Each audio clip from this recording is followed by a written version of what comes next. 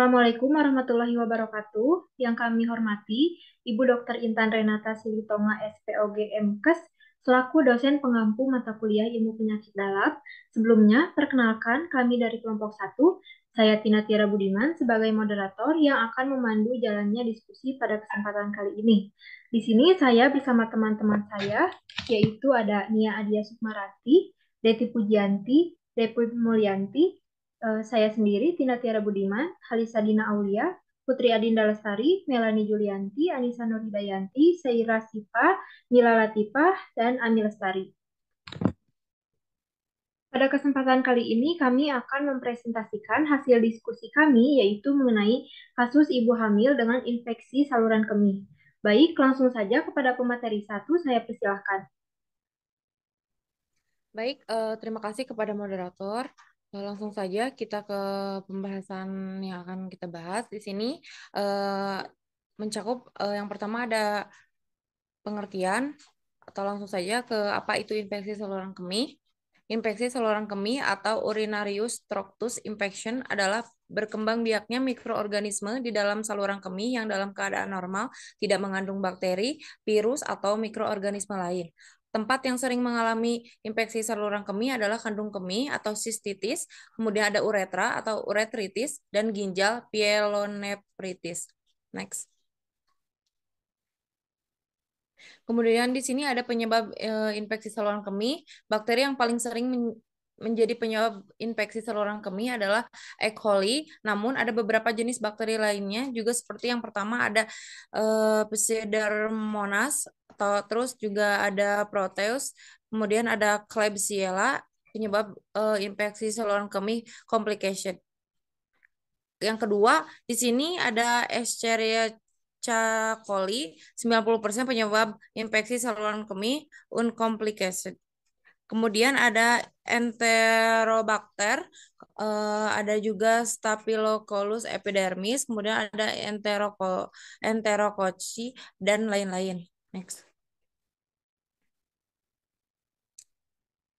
Di sini ada dampak infeksi saluran kemih pada kehamilan. Komplikasi yang dapat terjadi pada kehamilan antara lain yang pertama ada sedang, yang dimana ketuban pecah dini, abortus, kematian janin, anemia, dan hipertensi. Kemudian ada berat, yang dimana selulitis atau abses perinephrik, septikemia, kemudian ada shock septik, kemudian ada chorioamnionitis atau peradangan selaput chorioamnion yang meliputi janin, ada ARDS, kemudian kematian.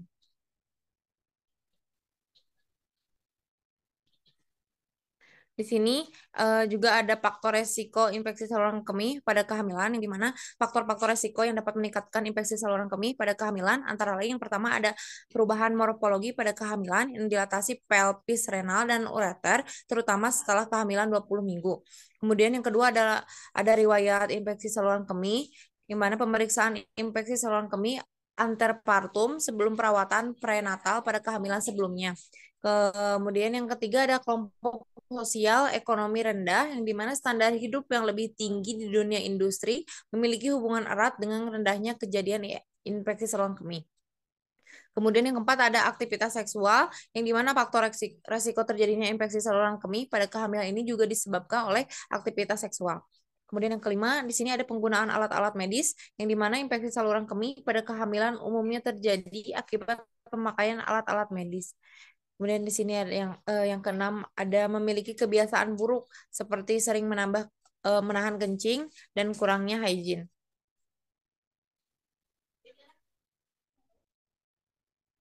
Nah, di sini juga ada gejala infeksi saluran kemih pada ibu hamil. Yang pertama ada poliuria, merupakan keadaan di mana ibu hamil sering buang air kecil.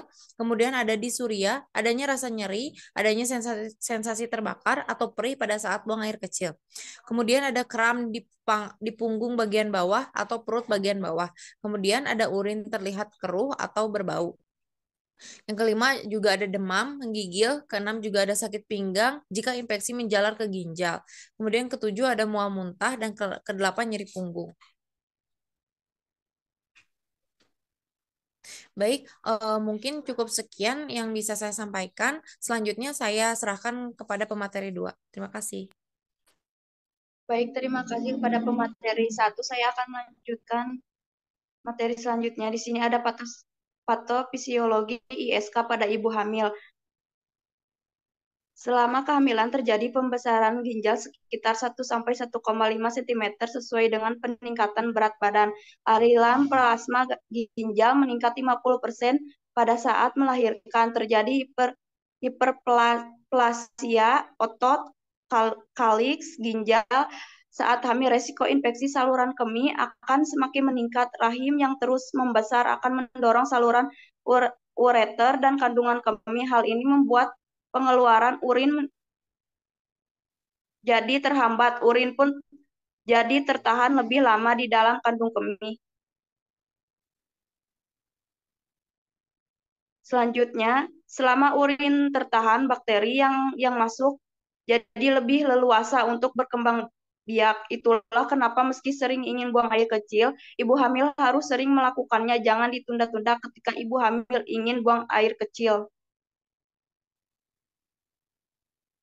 Di sini ada klasifikasi infeksi saluran kemih. ISK dengan bakteri asimptomatik pada jenis ini biasanya tidak ada gejala-gejala infeksi saluran kemih. ISK dengan sistitis akad biasanya pasien tidak demam. Keluhan yang dapat muncul antara lain nyeri ketika berkemih, disuria. ISK dengan pielonefritis akut, gejala yang dapat timbul biasanya demam, nyeri ketok, costi vertebrae, mual, dan muntah. Di sini ada pemeriksaan penunjangnya. 1. Biakan air kemih. 2. Dugaan infeksi. 3. Urinalisis. 4. Pemeriksaan ultrasonografi atau USG. 5. Pemeriksaan Mixio-Sosto. 6. Pemeriksaan pielografi intravena.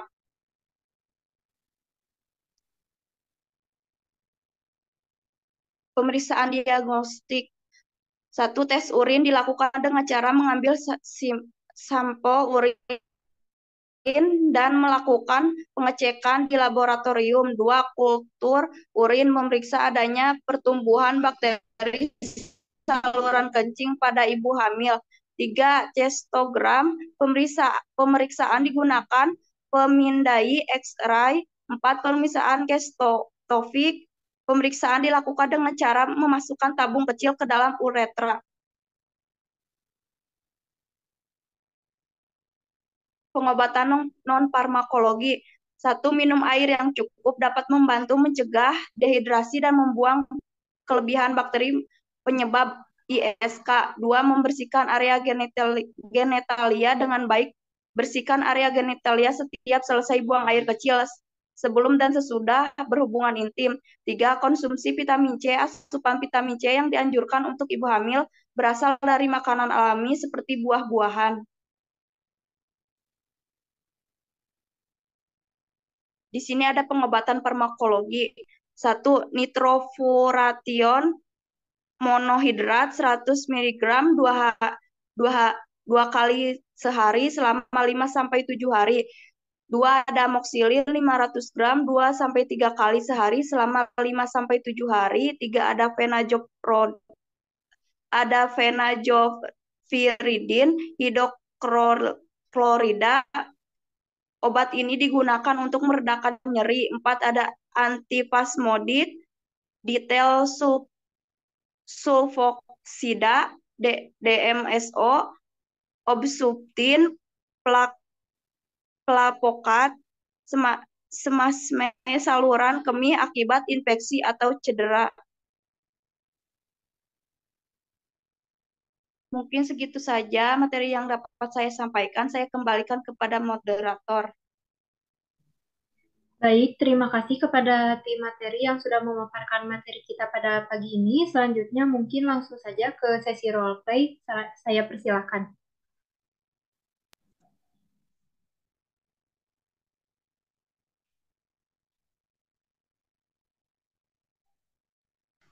Assalamualaikum Bu Bidan.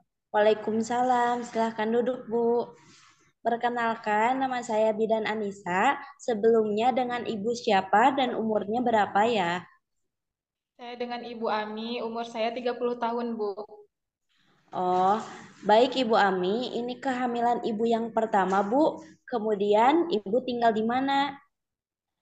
Ya Bu, ini kehamilan saya yang pertama. Saya tinggal di Cihanjuang Bu. Oh iya, kehamilan Ibu sudah berapa minggu ya Bu? Baru 22 minggu Bu.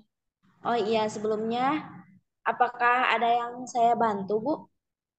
Jadi gini Bu, saya ingin memeriksa mengenai diri saya Bu. Karena selama 2 hari ini ketika saya baak, sering merasa sakit, perih serta terasa sakit di bagian pinggang bawah saya Bu.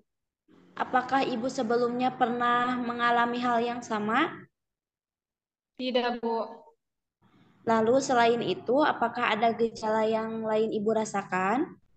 Tidak Bu Bidan.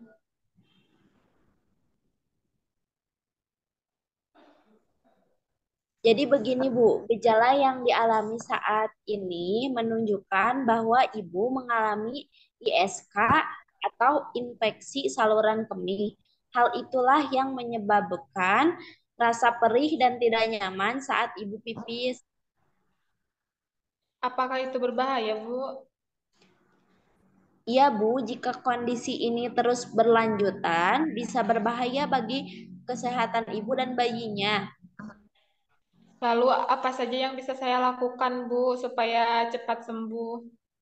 Saya anjurkan Ibu untuk banyak minum ya, banyak makan buah dan sayur, serta jaga kebersihan alat genetalia Ibu, karena penyebab ISK ini dapat disebabkan karena kurang kebersihan pada alat genetalia Ibu. Oh, begitu ya, Bu. Ya Bu, selain itu saya juga ini sudah resepkan obat antibiotik diminum 2 kali sehari ya Bu. Baik, Ibu. Jika dalam 3 hari kondisi Ibu tidak membaik, saya sarankan Ibu untuk periksa ke dokter ya Bu. Baik, Ibu. Kalau begitu, saya izin pamit ya, Ibu. Assalamualaikum. Waalaikumsalam, cepat sembuh ya Bu. Amin. Makasih banyak ya, Bu. Sama-sama.